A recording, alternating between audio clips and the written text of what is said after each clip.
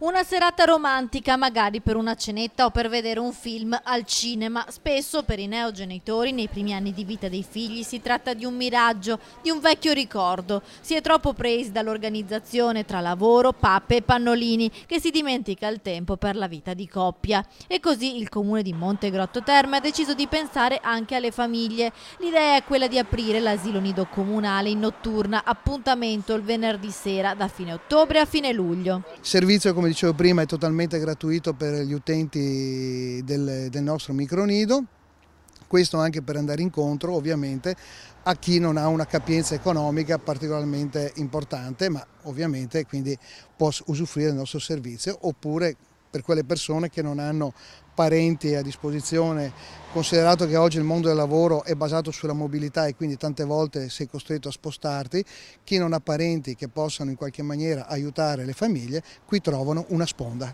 Un'iniziativa che pensa sia all'aspetto economico, i genitori possono uscire senza costi extra, ma anche alla serenità familiare. Abbiamo anche fatto alcuni approfondimenti a livello sociologico, pedagogistico e psicologico e abbiamo visto che insomma, i dati ci confortavano nell'andare avanti con questa iniziativa. Perché?